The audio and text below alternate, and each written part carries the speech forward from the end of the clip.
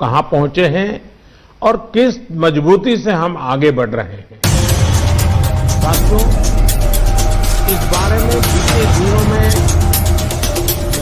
मेरी सभी राज्यों के मुख्यमंत्रियों से भी लंबी बात हुई थी। टीकाकरण को लेकर राज्य सरकारों के अनेक सुझाव भी मिले थे।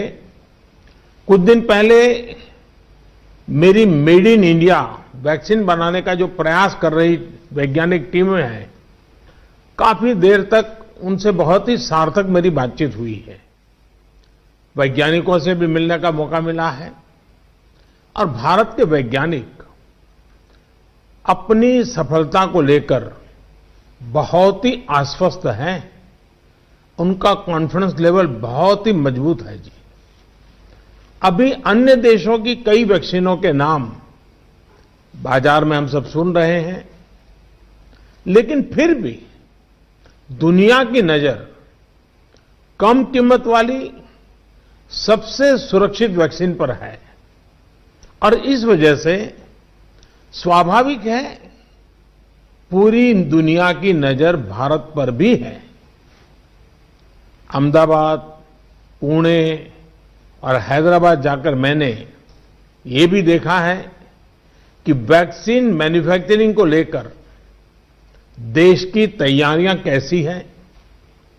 हमारे भारतीय manufacturers, ICMR, department of biotechnology और ग्लोबल इंडस्ट्री के अन्य दिग्गजों के बहुत ही संपर्क में रह करके तालमेल के साथ काम कर रहे हैं।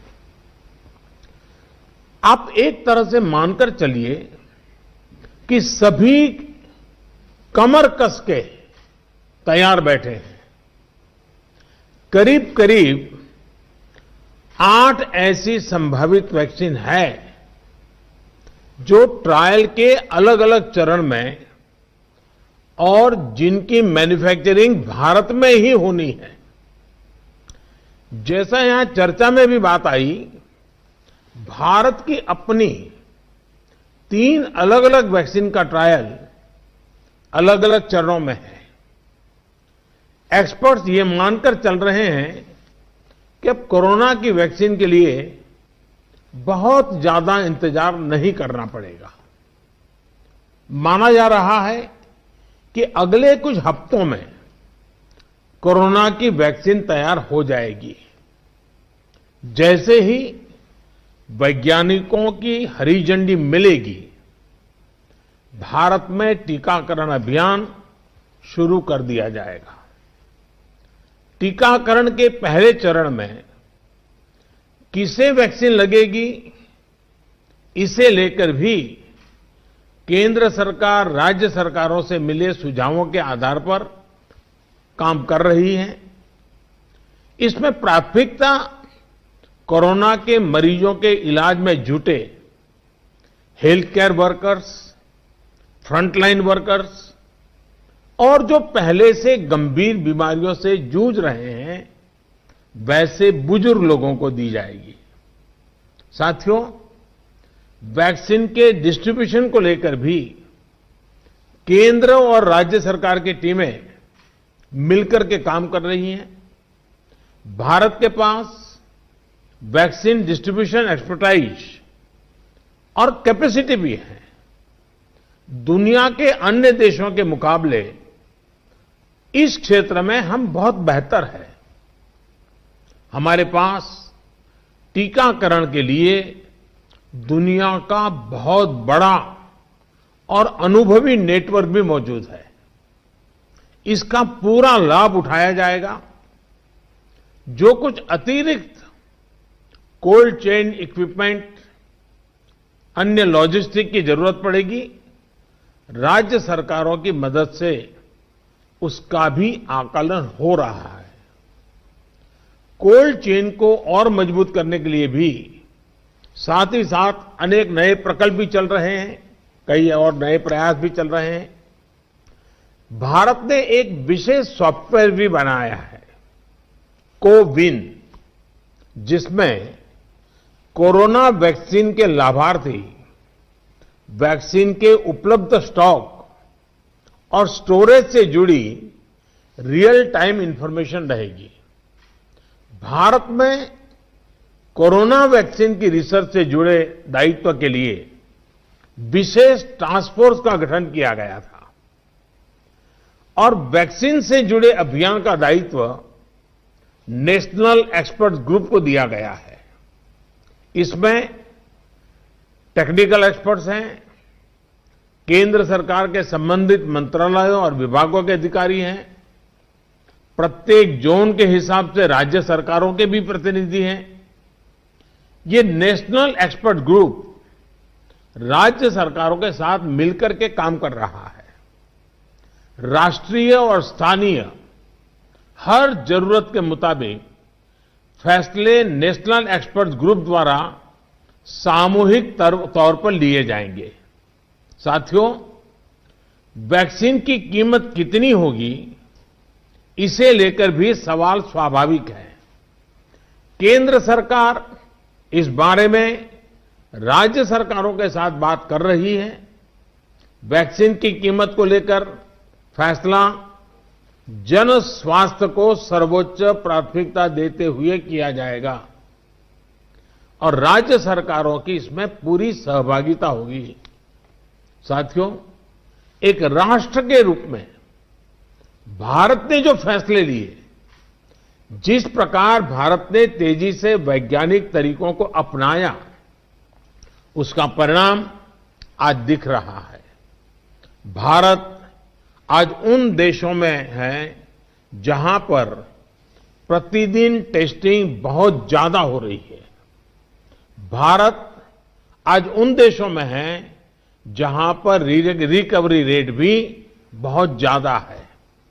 भारत उन देशों में भी शामिल है जहां पर कोरोना की वजह से होने वाली मृत्यु दर इतनी कम है। भारत ने जिस तरह कोरोना के खिलाफ लड़ाई को लड़ा है, वो प्रत्येक देशवासी की अदम्य इच्छा शक्ति को दिखाता है। विकसित देशों, अच्छे मेडिकल इंफ्रास्ट्रक्चर वाले देशों की तुलना में भी भारत ने इस लड़ाई को कहीं बेहतर तरीके से लड़ा है और अपने ज्यादा से ज्यादा नागरिकों की जान बचाई है। हम भारतीयों का संयम, हम भारतीयों का साहस, हम भारतीयों का सामर्थ्य इस पूरी लड़ाई के दौरान अतुलनीय रहा है, अभूतपूर्व रहा है। हमने सिर्फ अपने ही नागरिकों की चिंता नहीं की, बल्कि हमारे देशों के नागरिकों को भी बचाने का हर प्रयास, अन्य देशों के साथ मदद करने का भी काम, हर संभव प्रयास किया गया। साथियों, फरवरी मार्च की आशंकाओं भरे, डर भरे माहौल से लेकर आज दिसंबर के विश्वास और उम्मीदों भरे वातावरण के बीच भारत ने बहुत लंबी यात्रा तय की है। अब जब हम वैक्सीन के मुहाने पर खड़े हैं, तो वही जन भागीदारी, वही साइंटिफिक अप्रोच, वही सहयोग आगे भी बहुत जरूरी है। आप सभी अनुभवी साथियों के सुझाव भी समय समय पर भी इसमें प्रभावी भूमिका निभाएंगे। आप सभी जानते हैं कि जब भी इतना व्यापक टीकाकरण अभियान चलता है, तो अनेक प्रकार की अफवाहें भी समाज में फैलाई जाती हैं।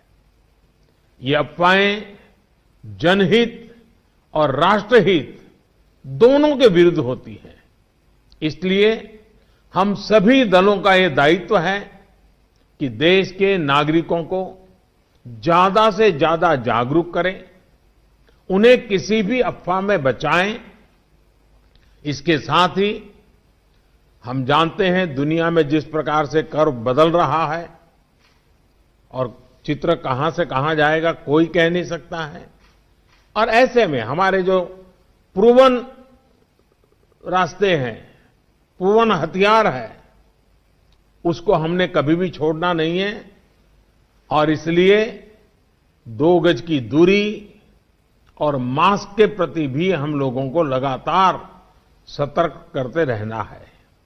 देश ने अब तक जो प्राप्त किया है, किसी भी तरह की लापरवाही उसे नुकसान पहुंचा सकती है। मैं सभी राजनीतिक दलों के महानुभावों से आग्रह करूंगा, हर एक को आज बोलने का अवसर नहीं मिला है, लेकिन मेरी प्रार्थना है कि आप लिखित भेजिए।